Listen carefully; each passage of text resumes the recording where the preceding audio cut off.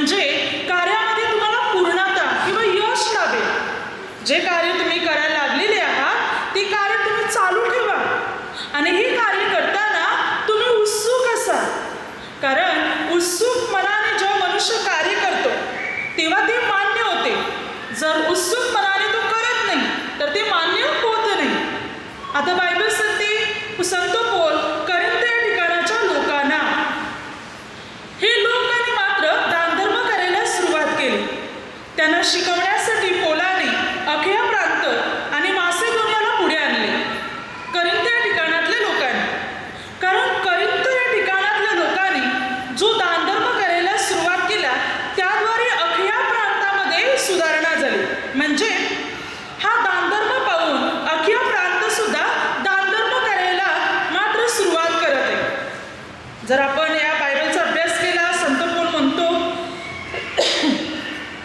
तर या गोष्टी आपल्याला कळतील 9 अध्यायामध्ये की संत पौल म्हणतो की तुमच्याद्वारे 1 वर्षापूर्वी अखेया प्रांताची तयारी झाली।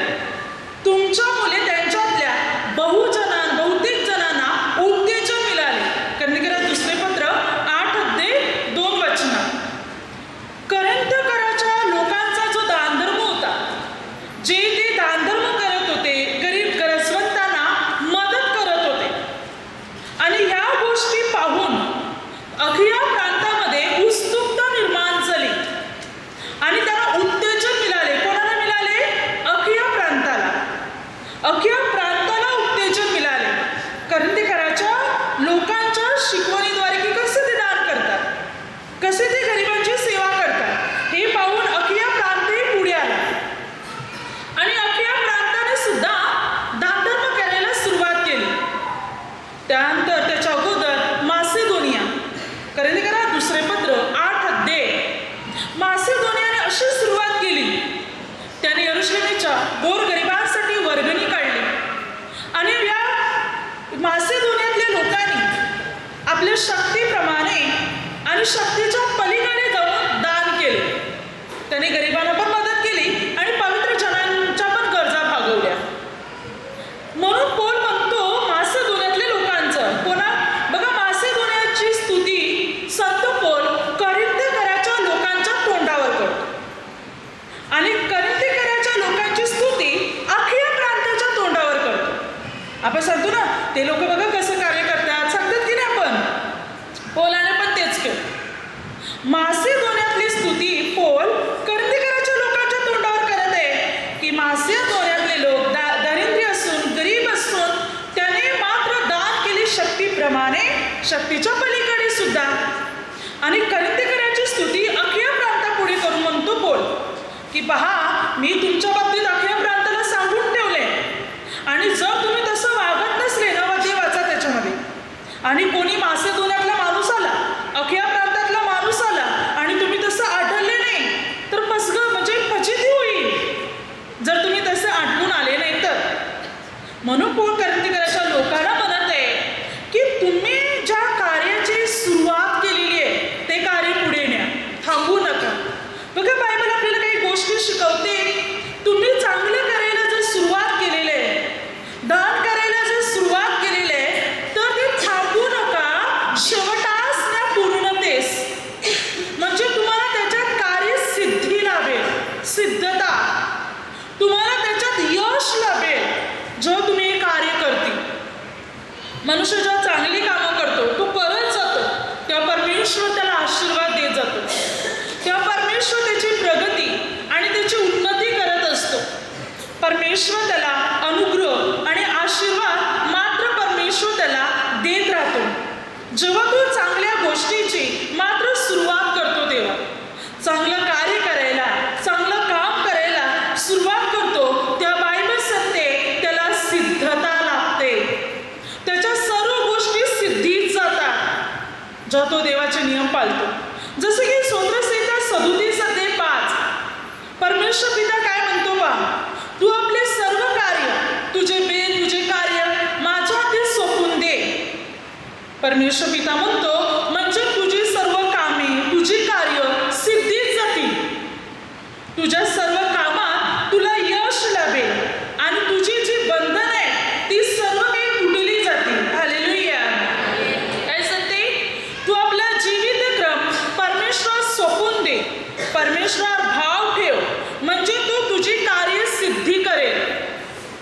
जेव्हा मनुष्य चांगल्या गोष्टी करत राहतो, देवाला धरून राहतो, देवावर विश्वास ठेवतो, तेव्हा त्याला कार्यसिद्धी लाभते. आता वचन काय सांगते? करंथेकरांच्या लोकांना शिकवतो, तुम्ही दान करायला सुरुवात केली ना, कार्य चालू ठेवा, थांबू नका, आणि ते पण उत्सुकतेने करा, तुम्हाला सिद्धता लाभेल, या कार्यात तुम्हाला यश लाभेल, पण थांबू नका. जो परमेश्वराच्या मार्गाने चालतो, देवाच्या योजनेने जीवन जगत राहतो, देव नेहमी त्याला सिद्धता देतो, यश देतो, कारण मात्र त्या मनुष्याचा भरोसा परमेश्वरावर असतो. बायबल सांगते, तू पूर्ण देवावर भाव ठेव, आपलं संपूर्ण जीवनच तू देवाकडे समर्पण कर, तुला सिद्धी लाभेल, कार्यसिद्धी लाभेल, कार्यात यश लाभेल, पूर्णता लाभेल. पण जर मनुष्य आपलं चांगलं कार्य चालूच ठेवणार नाही, तर त्याला सिद्धता लाभणार नाही. समज बघा, एक शेतकरी मनुष्य पावसाच्या अगोदर तो जमीन नांगरून घेतो, जमीन नांगरल्यानंतर, ढेकले फोडल्यानंतर, जमीन मात्र नीट केल्यानंतर, त्यानंतर पावसाचा वर्षा होतो. पाऊस झाल्यानंतर हा शेतकरी आपल्या शेतामध्ये चिखल करून त्याच्यामध्ये तो धान्य पेरतो. धान्य पेरल्यानंतर त्याच्यामध्ये तो दाणा अंकुरित होतो. अंकुरित झाल्यानंतर रोप तयार व्हायला सुरू होते. ती वाढत असताना त्या शेतामध्ये निंदण उगवते. तेव्हा शेतकरी मनुष्य काय करतो? तो त्या शेतात उतरतो. हळूहळू आपला दाणा खराब होऊ नये, आपलं रोप खराब होऊ नये, अशा प्रकारे पाय टाकून तो त्याच्यातलं निंदण बाहेर काढतो आणि आपले रोप सुरक्षित ठेवतो. जसजसं ते रोप वाढत जाते, तसतसं त्याच्यात निंदण उगवते आणि हा शेतकरी मनुष्य त्याच्यातून निंदण काढून टाकत जातो. मग मात्र त्याला व्यवस्थितरित्या पाऊस मिळत राहतो आणि हा शेतकरी मनुष्य अगदी मात्र त्या शेतीची निगा राखितो, त्याला खतपाणी पुरवतो. ते तयार झाल्यानंतर रोप त्याला कणीस येते. कणीस आल्यानंतर कणसाचा दाणा भरला जातो. तोपर्यंत शेतकरी मनुष्य त्याच्यावर देखरेख करतो. तो त्याच्याकडे जाऊन येत असतो, फिरत असतो, वाट पाहत असतो, प्रतीक्षा करत असतो, देखभाल करत असतो. कणसाचा दाणा भरल्यानंतर मात्र रोप सुकायला सुरुवात होते. तोपर्यंत शेतकरी पुन्हा लक्ष देत राहतो की मात्र हे कणसाचे दाणे खाली पडू नये, रोप खाली पडू नये, म्हणून मात्र तो देखरेख करतो आणि सर्व गोष्टी व्यवस्थितरित्या पाहतो. पाणी अधिक असेल तर तो काढून टाकतो, पाण्याची गरज असेल तर पाणी पुरवण्याचा तो प्रयत्न करतो. धान्य पूर्ण तयार झाल्यानंतर तो विला घालतो, कापणी करतो. कापणी केल्यानंतर तो त्याची झोरणी करतो. झोरणी झाल्यानंतर ते दाणे बाहेर आल्यानंतर त्या दाण्यातून तो मात्र धान्य बाजूला करतो. त्याचे दळण करून धान्य गोला बाहेर पडतो आणि त्याला एक आशा येते आणि तो गोला, ते धान्य तो शिजवून खातो. त्यासाठी त्याला वाट पाहावी लागते, प्रतीक्षा करावी लागते. त्याच्या कामाला सिद्धता कधी मिळते? जोपर्यंत ती तयार होत नाही तोपर्यंत लक्ष देणे. जर या शेतकरी माणसं विचारणार, शेती नांगरले, तयार झाले, धान्य पेरले, आता उगवायचं तेव्हा उगो, आणि लक्षच दिलं नाही, पाणी कमी जास्त पाहिला नाही, निंदण काढलं नाही, तर ते धान्य व्यवस्थित तयार होणार नाही. म्हणून त्याला ते सिद्ध होण्यासाठी, पूर्ण तयार होण्यासाठी पूर्ण देखरेख करावी लागते. अर्ध्या रस्त्यातून सोडून द्यावं लागत नाही. बायबल आज आपल्याला तेच सांगते, तुला सिद्धी हवी आहे, काय सिद्धी हवी आहे, तर ते शेवटाच नाही. तू परमेश्वरामध्ये वाढत राहा. अर्ध्या रस्त्यातून बाजूला होऊ नकोस. तू दान करायला सुरुवात केली, करत राहा, सोडू नकोस. तू सेवा करायला सुरुवात केली, करत राहा, सोडू नकोस. तू प्रार्थना करायला सुरुवात केली, करत राहा, सोडू नकोस. नाहीतर तुला सिद्धता लाभणार नाही, तुझ्या कामात तुला यश मिळणार नाही. तू विचार कर ना, थोडे दिवस मी प्रार्थना करतो, थोडे दिवस सेवा करतो, थोडे दिवस कार्य करतो, हा माझ्या सर्व गरजा पूर्ण होतील. नाहीच होणार. बायबल काय सांगते, शेवटापर्यंत, पूर्णतेपर्यंत गेलं पाहिजे, तरच यश मिळेल, तरच प्रगती होईल, तरच उन्नती होईल. एका स्त्रीला सुद्धा, जेव्हा मात्र एक स्त्री गरोदर असते, तिलाही वाट पाहावी लागते 9 महिने.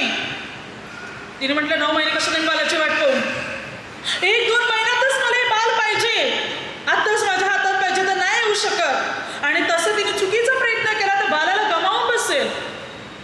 तिला वाट पाहावी लागते, तेव्हा तिची सिद्धी घडते, तेव्हा त्याच्या कामात तिला यश मिळते आणि सुंदर बाल तिच्या हातात येते. म्हणून बायबल सांगते, तुम्ही ज्या कामाला सुरुवात केले, आरंभ केलेले ते शेवटास न्या, तर तुम्हाला सिद्धता लाभेल, नाहीतर नाही लाभणार.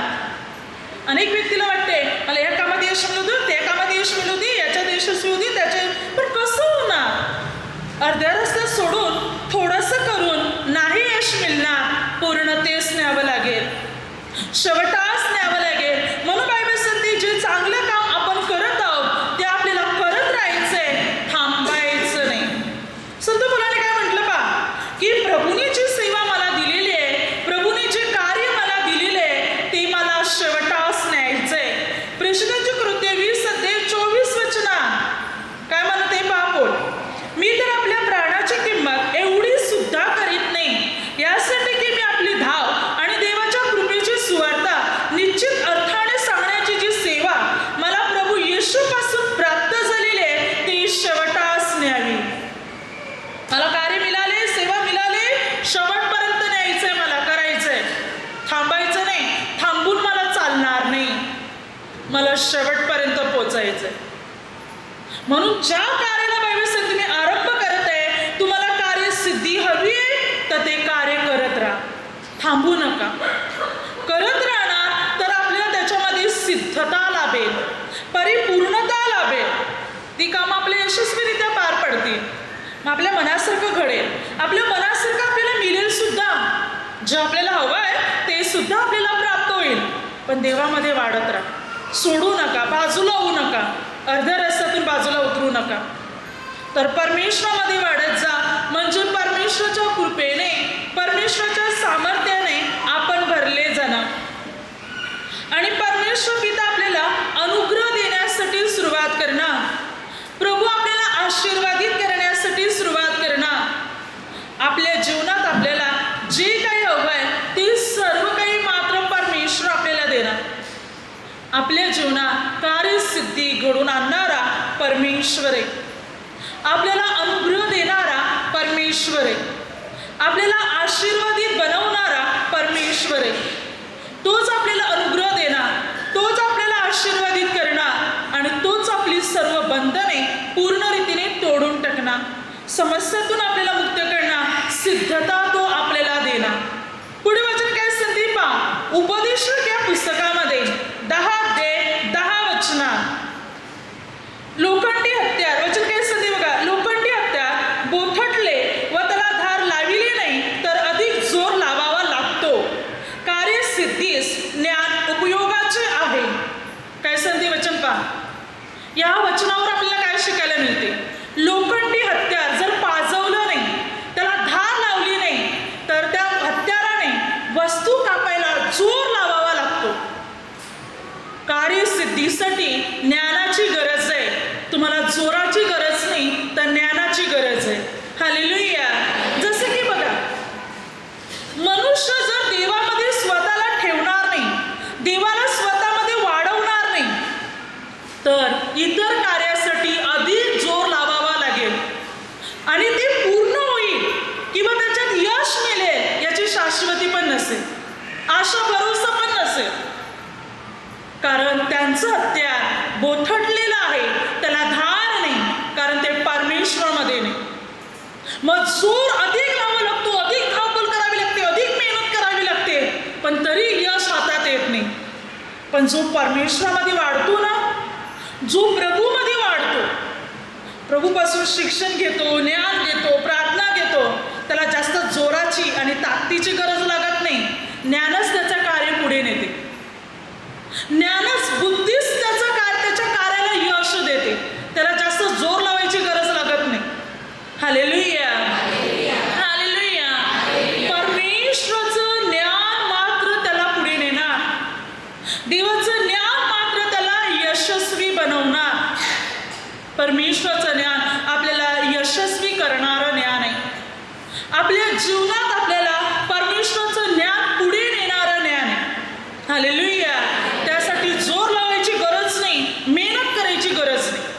इथे एक ज्ञानी मनुष्य होता आणि हा बिलबर जो ज्ञानी होता हा ज्ञानी मनुष्य.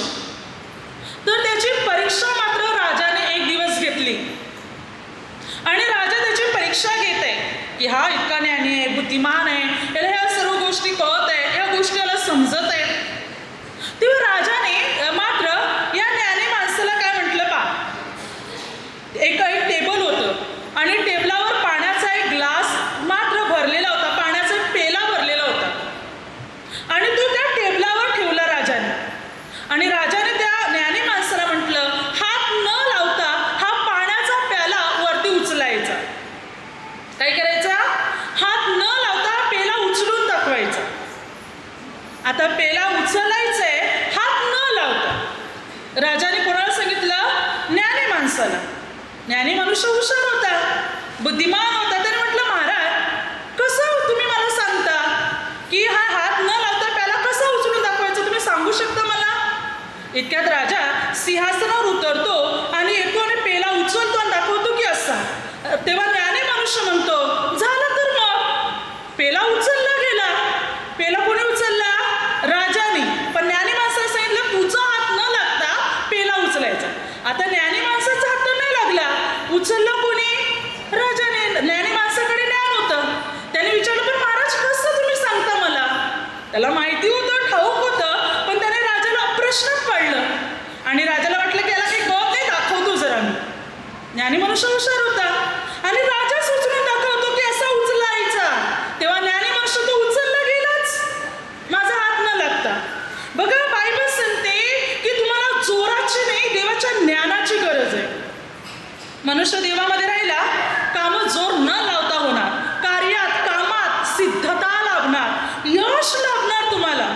आपण परमेश्वरामध्ये वाढणार, परमेश्वराच्या वचनात चालणार, तर परमेश्वर आपल्याला अनुग्रह देणार, परमेश्वर आपल्याला आशीर्वादित करणार.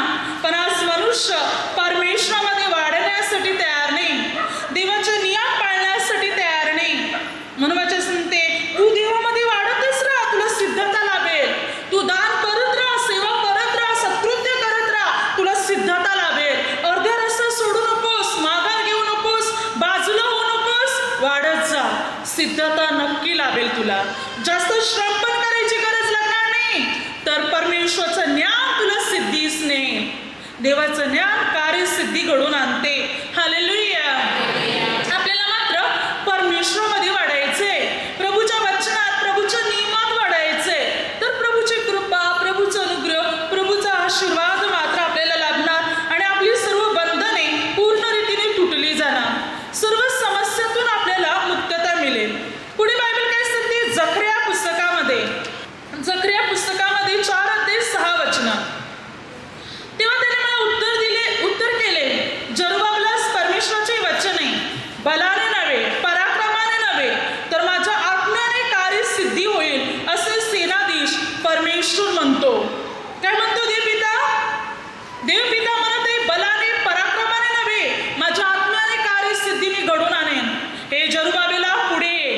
तेव्हा जरुब्बाबेल पुढे आला आणि या जरुब्बाबेल पुढे येऊन त्याने परमेश्वराच्या मंदिरासाठी हातबोट लावायला सुरुवात केली, या कार्याला सुरुवात केली. अनेक संदेष्टे पुढे आले, हागै संदेष्टा, जकर्या पुढे संदेष्टा पुढे आला, अनेक मात्र धार्मिक पवित्र जन पुढे आले आणि ही सेवा, हे कार्य सिद्धीस गेलं. वचन काय सांगते की जरुब्बाबेला पुढे, बलाने नाही, पराक्रमाने नाही, माझ्या आत्म्याने कार्यसिद्धी करून दाखवी. देवामध्ये जो मनुष्य वाढतो ना, देव त्याचं कार्य आत्म्याच्या द्वारे सिद्धीस नेतो. देवाचा आत्मा त्याला मदत करतो.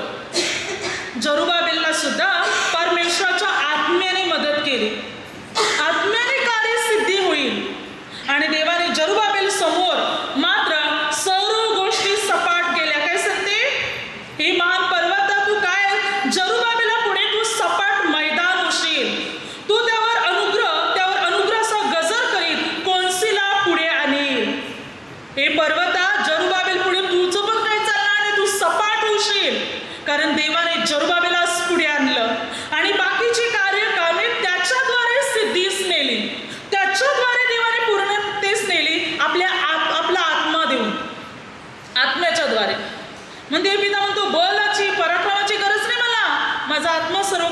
सिद्धीस नेईल. देवाचा आत्मा सिद्धता आपल्याला प्राप्त करून देईल जर आपण परमेश्वरामध्ये वाढत राहिले तर. देवात वाढत आहोत, प्रार्थनेत वाढत आहोत, वचनात वाढत आहोत तर मग आपली सर्व कार्याला सिद्धता लाभेल, पूर्णता लाभेल, यश लाभेल, आपली प्रगती होईल. पण जो देवामध्ये वाढतच नाही, देवाच्या आत्म्यात चालत नाही, देवाच्या शिकवणीत चालत नाही, देवाचं ज्ञान पकडत नाही, त्याला यश सिद्धता कशी लाभेल? लाभूच शकत नाही. तुम्ही देवामध्ये वाढतच जा, प्रार्थनेमध्ये वाढत असा म्हणजे परमेश्वर आपल्याला यशाच्या पायऱ्यापर्यंत पोहोचवणार. परमेश्वर पिता आपली सर्व कार्य सिद्धीस नेणार. पण हार मानणार, मागे हटणार, थोडा वेळ प्रार्थना घेऊन प्रभूला सोडणार तर नाही यश लाभणार, नाही सिद्धता लाभणार. परमेश्वरामध्ये आपल्याला पूर्ण वाढावं लागेल. अनेक वेळा माणसाला वाटते आत्ताच मला उत्तर मिळालं पाहिजे, आत्ताच माझी संकटे दूर झाली पाहिजे. कसं होईल? ताबडतोब आपल्याला डायरेक्ट आपली उंची वाढायला सुद्धा 18 ते 20 वर्ष लागली. मनुष्य जेव्हा आईच्या गर्भात येतो, 9 महिने राहतो, जन्माल्यानंतर मोठा होण्यासाठी सुद्धा 18 ते 20 वर्ष लागतात. सर्व गोष्टी ताबडतोब कशा होतील? मनुष्य प्रतीक्षाच करत नाही, वाटच पाहत नाही, प्रयत्नच करण्याचा प्रयत्न करत नाही. मग यश कसं लाभेल त्याला? अगदी परमेश्वरामध्ये आपण वाढणार, प्रार्थनेत वाढणार, सेवेमध्ये वाढणार, कार्यात वाढणार तर सिद्धता लाभेल, तर आपल्याला यश लाभेल आणि परमेश्वर आपल्याला अनुग्रह देईल. जेव्हा दानिएलने प्रार्थना करायला सुरुवात केली, दानिएल 10 अध्याय, जेव्हा दानिएलने प्रार्थना करायला सुरुवात केली, अगोदर 9 अध्यायामध्ये जेव्हा त्याने प्रार्थना करायला सकाळी सुरुवात केली, संध्याकाळी देवाचा दूत आला त्याच्याकडे संदेश घेऊन. पण 10 अध्यायामध्ये जेव्हा त्याने पुन्हा एकदा प्रार्थनेला सुरुवात केली, 1 दिवस, 2 दिवस, 1 आठवडा, 2 आठवडा, 3 आठवडे झाले, 21 दिवस लोटले. स्वादिष्ट अन्न पाणी न खाता पिता मात्र ह्या जो दानिएल आहे हा प्रार्थना करत आहे. साधं भोजन घेऊन प्रार्थना करत आहे, प्रार्थना करायचं सोडत नाही. त्याने हा विचार केला नाही आता किती दिवस वाट पाहू, पहिले एकदा प्रार्थना सुरू केली तेव्हा लगेच मला उत्तर दिलं, आता दिवस जाऊ दे, आठवड्याचे आठवडे चाललेले आहेत, सप्ताह चाललेले आहेत, मला उत्तरच मिळत नाही. पण दानिएलने हार मानली का? प्रार्थना करायचं सोडलं का? नाही, त्याला माहिती आहे मला सिद्धता लाभेल, माझी प्रार्थना मला वाढवायची. दानिएल प्रार्थना करत राहिला आणि 21व्या दिवशी परमेश्वराचा दूत गब्रिएल त्याच्याकडे आला आणि गब्रिएल देवदूत या दानिएल संदेशाला काय म्हणतो, तू प्रार्थना करण्याचा आरंभ केला तेव्हाच मला पाठवण्यात आलं. पण 21 दिवस सोरेचा राजा म्हणजे सैतान जो आहे तुम्हाला आडवा आला. या जगाचा अधिपती जो सैतान आहे तुम्हाला आडवा आला आणि त्यामुळे आम्हा दोघांचं युद्ध म्हणजे 21 दिवस आमची लढाई चालू होती, मी तुझ्याकडे येऊ नये म्हणून. परंतु मिखायल माझ्या जोडीला आला, माझ्या मदतीस आला आणि मी तुझ्याकडे निघून आलो. बघा, तरी सैतान लढाई करतच आहे मिखायल बरोबर आणि गब्रिएल सुटला आणि दानिएलकडे आला. सैतान अडवत होता गब्रिएलला दानिएलपर्यंत पोहोचू नये म्हणून आणि दानिएल प्रार्थना चालू ठेवत आहे. सैतानला माहिती आहे की दानिएल प्रार्थना करून कंटाळेल, प्रार्थना सोडून देईल आणि मग दानिएलला पाहिजे ते मिळणार नाही, म्हणून सैतान देवदूताबरोबर लढाई करत होता. पण दानिएल हुशार होता, दानिएलने प्रार्थना करायचं सोडलं नाही, त्याचा भरोसा होता मला उत्तर मिळेल, परमेश्वराचा दूत येईल माझ्याकडे, मला मदत मिळेल. आणि म्हणून मात्र प्रार्थना चालू ठेवली आणि गब्रिएल त्याच्याकडे पोहोचला आणि पुढे घडणारे घटना गोष्टी जे काय होतं ते सर्व दानिएलला सांगितलं. सैतानाची हार झाली, दानिएलचा विजय झाला. सैतान काय करतो माहिती आहे का? आपण यशस्वी होऊ नये, आपले बेत सिद्धीत जाऊ नये, आपल्या योजना पूर्ण होऊ नये म्हणून तो आपल्याला आड येतो, आपला विश्वास कमजोर करण्याचा प्रयत्न करतो, आपली प्रार्थना कमी करण्याचा प्रयत्न करतो, आपल्यामध्ये शंका, अल्पविश्वास, संशय निर्माण करतो.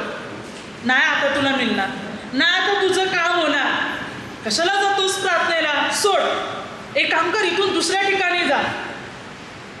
मग हळूहळू आपली पावले कमजोर होतात. मग आपण जगामध्ये उतरतो, माणसाच्या मागे लागतो, वस्तूच्या मागे लागतो आणि परमेश्वरापासून बाजूला होतो. मग सिद्धता कुठून पण मिळत नाही, यश कुठून पण मिळत नाही. कारण जिकडे यश होतं तिथूनच सोडून गेलं तर दुसऱ्या कुठून कसं मिळेल. बायबल सांगते, तू आपलं कार्य, आपली प्रार्थना, आपला सेवा, आपला दानधर्म चालू ठेव, थांबू नकोस. तुला सिद्धता मिळणारच. तुझ्या कार्यात तुला यश मिळेल. काय म्हटलं पौलांनी करंथीकरांच्या लोकांना, तुम्ही सुरुवात केली ना दानधर्म करायची, काम चालू ठेवा, उत्सुकतेने करत राहा, थांबू नका. तुम्हाला सिद्धता लाभेल, कार्यसिद्धी लाभेल. चालू ठेवा, थांबू नका. आज आपल्या जीवनामध्ये परमेश्वरामध्ये वाढणं, प्रार्थना करणं, सत्कृत्य करणं, दान करणं चालू ठेवायचंय, थांबवायचं नाही.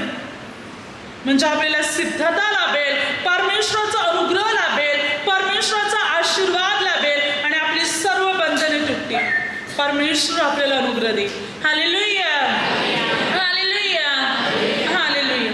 आता माझ्या शब्दाद्वारे जे काही चुकलं असेल त्याबद्दल मला क्षमा असावी. हालेलुया.